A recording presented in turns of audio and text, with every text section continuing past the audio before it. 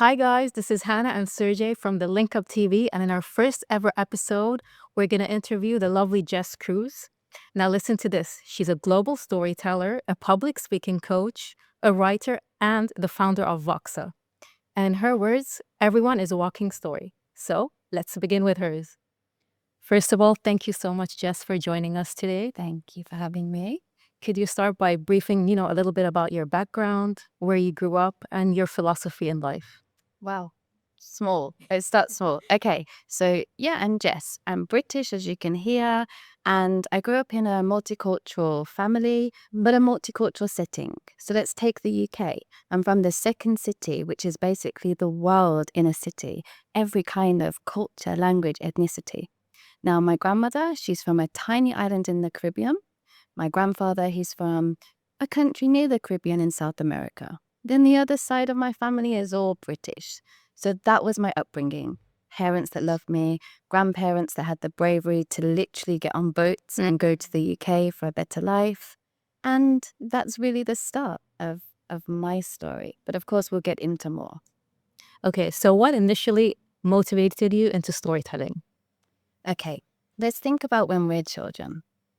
We love stories. Yeah. We're taught to read and write through reading simpler storybooks, and then, it becomes more advanced. At such a young age, I was always obsessed with stories. So stories, real and imagined, storybooks, and then also the stories that the world was telling me. I would sit for hours with dusty big books that were showing me world maps and different animals, jungles, deserts. And so honestly, looking back, it's really from a young age that whether it was real or imagined, I loved stories. Was there a preference? Like, which type of story do you like the most? Well, in terms of stories that I would read, when you have a movie and written by, inspired by, honestly, I have to go to the fictional books when I was younger.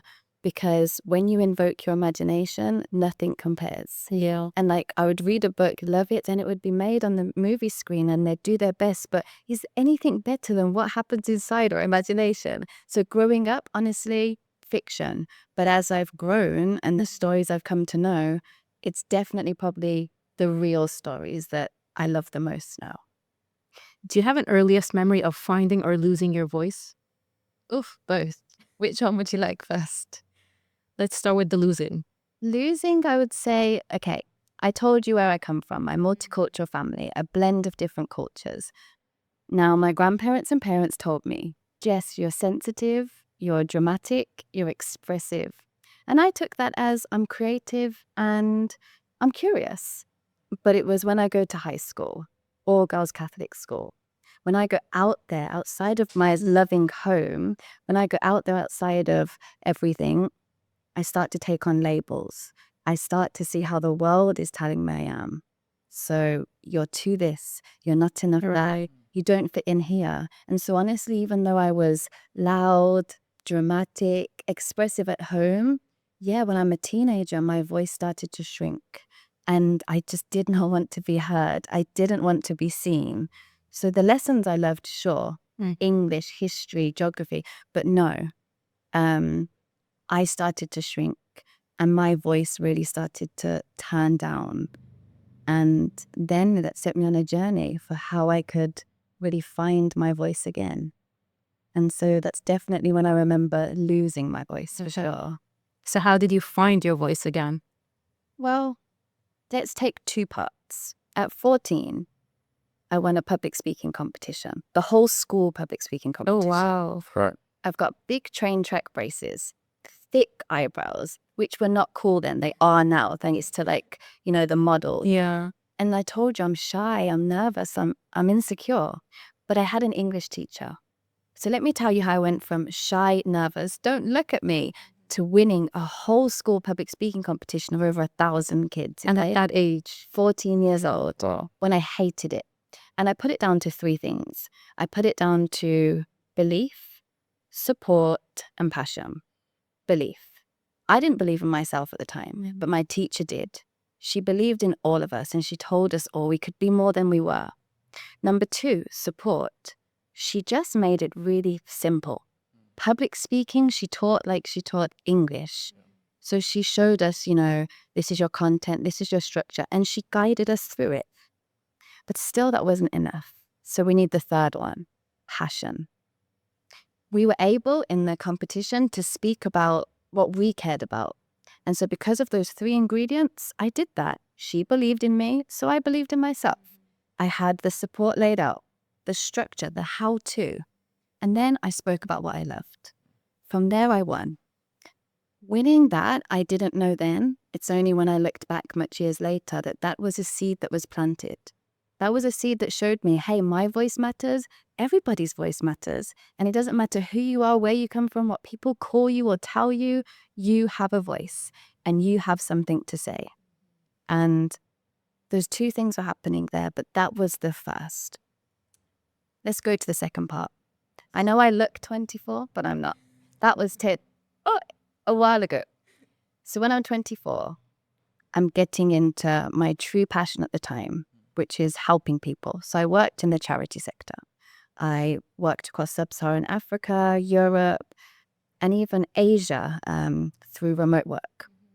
And I got to meet the most amazing people, okay? Street children who were half my age with double the confidence.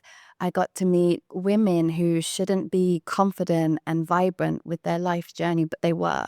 Refugees who had gone through 4, 8, 10 countries just to be there standing, speaking to me. So from 24 onwards for the next 8 years or so, I got to hear stories, witness stories, observe stories from all around the world. And so when you said, when did you first find your voice? The seed was planted when I was at school, but from 24 onwards, I didn't have a choice because it wasn't about me. If they could speak up, if they could be brave, if they could share their story, who was I not to? And so there are those 2 key moments that I remember so freshly of the girl who was hiding her voice, but someone was believing in her. And then the voices around me, they believed in themselves, so I had to believe in mine. So there's some pivotal moments. Hey, look, you can tell I'm a storyteller. Okay, I know you believe that everyone has their own story, but is there one specific that really powerful story that sticks with you? Okay, this is like the hardest question. When I say, I've helped thousands of people around the world, like thousands, find their voice, tell their voice, and do it comfortably and confidently. So to pick one is so hard. It is so hard. But I decided to bring a picture of my grandmother. Oh, bless. Well, she's beautiful, right? Oh, amazing. Now, this woman, I'm going to share her story. Okay. At 19 years old, she had the courage to do something so brave. She told me a bit about her childhood, growing up on this Caribbean island. The stuff that, honestly, many of us, the life we want now, right? White sandy beaches, clear blue ocean, you've got coconuts, mangoes, fresh fish. This was her walk home from school. So I could never understand, why did you leave it? But anyway, she was on her own journey. Now, something really, truly awful happened to her when she was a teenager, and she confided in me, her granddaughter, and told me. So, later on in life, probably 17, 18, she's working. She's working in an all-girls school, would you believe it? And just across, there's an all-boys school. Now, there's also a young guy working there. The 2 meet, they fall in love.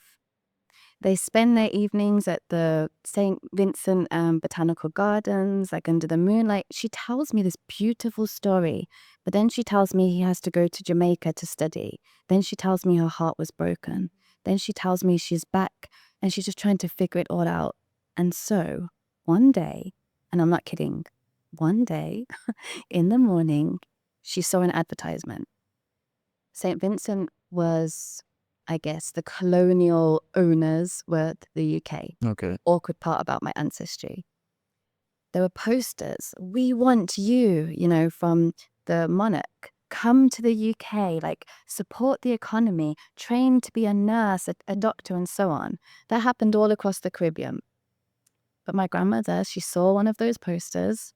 She borrowed money to get on that boat and had the ticket in hand. Solo. But then she decided, okay, I can't do this. What am I thinking? Yeah. So she goes home. but it's there, it's there. And just like that, in that moment, she got on that boat, traveled across seas, and went to the UK. And why does that story matter to me? One, I wouldn't be here talking to you if she didn't. But how life is made up of these small moments where we can just make a decision and everything can change. That's true. So I may have met thousands of people with really unique, cool stories, inspiring stories, moving stories, but it's actually my own ancestry, my own grandmother, whose story, she motivates me to be courageous, to be brave. And when she does say, Jessie, why do you live overseas? It's her way of saying, I miss you, but I remind her, well, I am you. And I'm doing the same thing that you did. And we joke. But that's definitely the most profound story out of all of them. It's a beautiful story. Yeah. Yeah. That's inspiring. Yeah. Yeah, very inspiring. I mean, do you ever think of that, how you got here and the quick decisions of parents and grandparents that led you to where you are right now? Yeah. When we can put it down to just a moment, a blink of an eye, Anything can happen. anything. So at what point did your passion turn into your profession as a storyteller? Super quick. So I've just mentioned, I worked in charity, and it was 14, 15. I was like, yeah, that's what I want to do. Muhammad Ali, he said, service is the rent we pay for being here on earth. And guys, I took that seriously. And that's what I did. From 14 to 30 something, I worked for charities, NGOs, on these projects all around the world. But there was another side of me. I started training people in public speaking. I started coaching them. I started hearing their stories, empowering their voice. So it's almost like I had two roads I was walking. The day job, which I loved, and then this other thing I was doing, training people on the side. There was a moment when I reached the top of my career ladder in charity and service. Can I tell you a quick story of how I got? Yeah, we want to hear it all. And I recommend anyone doing this, right? You ever feel like you're at a crossroads in life, or you just feel like, hey, how did I get here? Not my grandparents and parents, me. So I sat down because I think I probably saw on Instagram the concept of writing a letter to your younger self. You can pick any age, okay? Any age, and go back to that person, right? The young you. So I chose 14, 15, that girl, that shy, terrified girl who was trying to figure everything out. So I took some deep breaths and I closed my eyes and I really pictured her. Remember the braces, but no, who she was. And I wrote to her. And at first it's crazy weird. Dear me, dear you. It's super weird. But once you allow yourself to write, don't type it. I'm not talking tablets. I'm not talking phones. No, there's a power to the pen. And so I sat down and I wrote a letter to myself, to her. And as I was writing, I was telling her all the things we did. Those stories you used to read when you were younger, those big dusty books of maps and places of jungles and deserts. Hey, we did them. We helped people. We traveled. We did all that stuff. And at the time I was working for UNICEF, one of the best jobs I ever had, and such an amazing organization. I saw it from the inside. They're doing what they can every day to help children. So why would I leave my dream job, right? But that other thing was calling. And it was when I sat down and wrote, I realized I'd done that. That was a story that was now complete, and it was time to do something else. And something else happened. I realized the two roads weren't separate. Those refugees I was working with, those children, those women, it wasn't a separate thing.